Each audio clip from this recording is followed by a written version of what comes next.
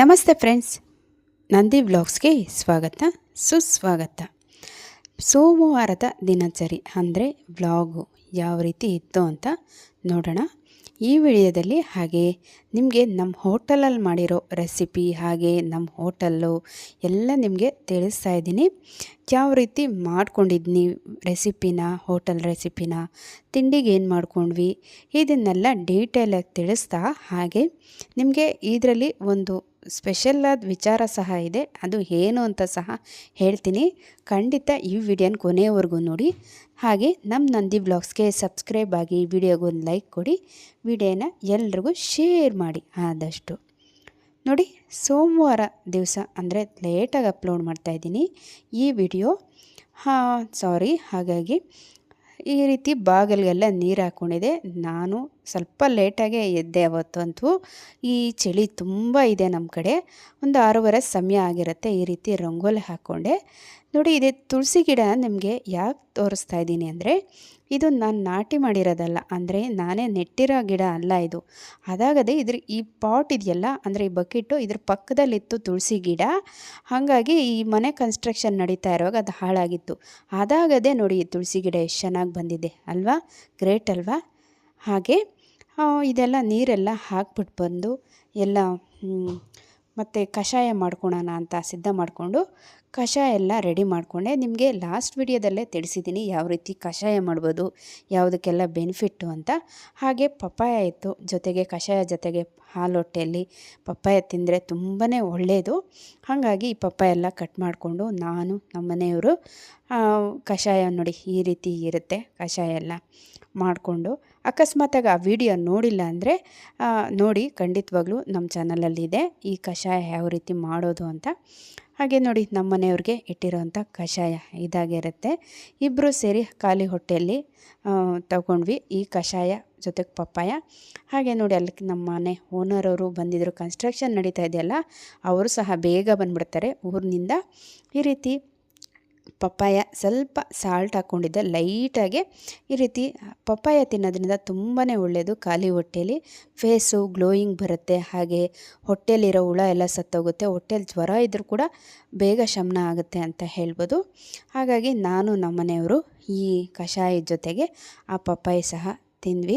ಸ್ವಲ್ಪ ಹೀಟ್ ಆಗುತ್ತೆ, ಆದರೂ ಸಹ ತಂಪು ಮಾಡ್ಕೊಬೋದು, ಹರಳೆಣ್ಣೆ ಏನಾದರೂ ತಲೆಗೆ ಇಟ್ಕೊಂಡು. ಆದರೆ ಖಾಲಿ ಹೊಟ್ಟೆಲಿ ಪಪ್ಪಾಯ ತಿನ್ನೋದಂತೂ ತುಂಬಾ ಒಳ್ಳೆಯದು. ನೀವು ಖಂಡಿತ ಟ್ರೈ ಮಾಡಿ ನೋಡಿ.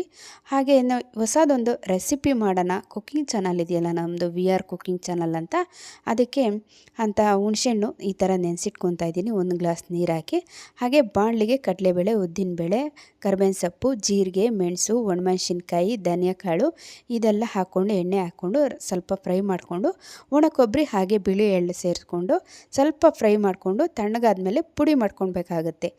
ಪುಳಿಯೋಗರೆಗಿಂತ ಚೆನ್ನಾಗಿರುತ್ತೆ, ಚಿತ್ರಾನ್ನಗಿಂತ ಚೆನ್ನಾಗಿರುತ್ತೆ. ಅಕಸ್ಮಾತಾಗಿ ಈ ರೆಸಿಪಿ ಪೂರ್ತಿ ನೋಡಬೇಕಂದ್ರೆ ನಮ್ಮ VR ಕುಕ್ಕಿಂಗ್ ಚಾನಲ್ನ ಖಂಡಿತ ವೀಕ್ಷಿಸಿ.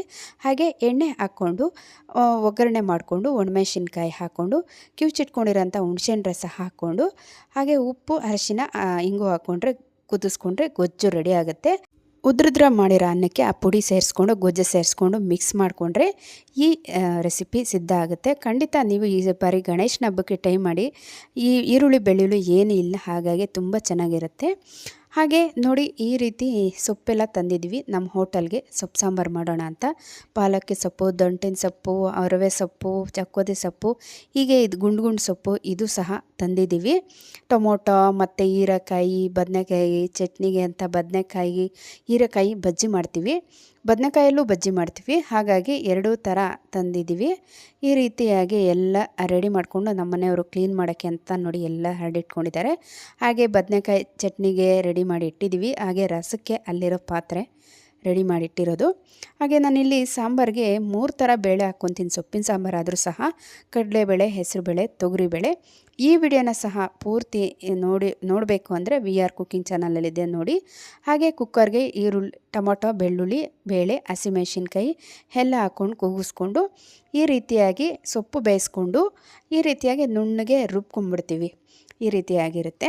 ಮತ್ತು ಅದರಿಂದ ಬೇರ್ಪಡಿಸಿರೋ ನೀರಿರುತ್ತಲ್ವ, ಹಂಗೆ ಅದನ್ನು ಸಹ ಇದರಲ್ಲಿ ಹಾಕ್ಕೊಂಡು ಮಿಕ್ಸ್ ಮಾಡಿಕೊಂಡು ಹೋಟೆಲ್ಗೆ ಹೋಗಿ ಕುದಿಸ್ಕೊತೀವಿ. ನೋಡಿ ಈ ರೀತಿಯಾಗಿ ನುಣ್ಣಗೆ ರುಬ್ಕೊತೀವಿ ನಾವಂತೂ. ಸೊಪ್ಪಿನ ಸಾಂಬಾರಾದರೂ ಸಹ ಅದರಿಂದ ಬೇರ್ಪಡಿಸಿರೋ ಅಂಥ ನೀರು ನೋಡಿ, ಇದು ಬೇಳೆ ನೀರು, ಸೊಪ್ಪಲ್ಲಿ ಬಂದಿರೋ ನೀರು, ಈ ನೀರು ಹಾಕೋದ್ರಿಂದ ಸಾರು ಅಂತೂ ತುಂಬ ಚೆನ್ನಾಗಿರುತ್ತೆ. ನೋಡಿ ಎಷ್ಟು ಕಲರ್ಫುಲ್ಲಾಗಿ ಬಂದಿದೆ ಸೊಪ್ಪಿನ ಸಾರಂತೂ. ಹಾಗೆ ನಾನು ಎಲ್ಲ ರೆಡಿ ಮಾಡಿಟ್ಬಿಟ್ಟು ತಿಂಡಿ ಮಾಡೋಣ ಅಂತ ರೆಡಿ ಆಗ್ತಾಯಿದ್ದೀನಿ. ಈ ರೀತಿಯಾಗಿ ರೆಡಿ ಆಗಿ ಮತ್ತು ಇನ್ನು ತಿಂಡಿ ಮಾಡಿಕೊಂಡು ಪೂಜೆ ಮಾಡಿಕೊಂಡು ತಿಂಡಿ ಮಾಡಿಕೊಂಡು ಹೋಟೆಲ್ಗೆ ಹೋಗೋಣ ಅಂತ ಈ ರೀತಿ ಎಲ್ಲ ರೆಡಿ ಆಗ್ತಾಯಿದ್ದೀನಿ. ಸಮಯ ಒಂದು 10 ಗಂಟೆ ಆಗಿರುತ್ತೆ, 10-10:30 ಆಗಿರುತ್ತೆ ಈ ಸಮಯ ಅಂತೂ. ಮತ್ತು ನೋಡಿ ಇದಾಗಿರುತ್ತೆ ನಾನು ಹೋಟೆಲ್ಗೆ ಹೋಗುವಂಥ ಸಮಯ. ಹಾಗೆ ತಿಂಡಿ ತಿಂದ್ಕೊಂಡಿದ್ದಾಯಿತು, ಮತ್ತು ಪೂಜೆ ಎಲ್ಲ ಆಯಿತು. ಪೂಜೆ ಎಲ್ಲ ಆಗಿದ ನಂತರ ಒಂದು ಹೋಟೆಲ್ಗೆ ಹೋಗೋಕ್ಕೆ ಮುಂಚೆ ಒಂದು ಕ್ಲಿಪ್ಪಿಂಗ್ ಇರಲಿ ಅಂತ ಈ ವಿಡಿಯೋ ಮಾಡಿಕೊಂಡೆ. ಹೆಂಗಿದ್ದೀನಿ ಮತ್ತು ಹೋಟೆಲ್ಗೆ ಹೋಗಿ ಈ ಸಾಂಬಾರೆಲ್ಲ ಈ ರೀತಿಯಾಗಿ ಅಂದರೆ ಈರುಳ್ಳಿ ಎಲ್ಲ ಒಗ್ಗರಣೆ ಹಾಕ್ಕೊಂಡು ಕುದಿಸ್ಕೊತಾ ಇದ್ವಿ.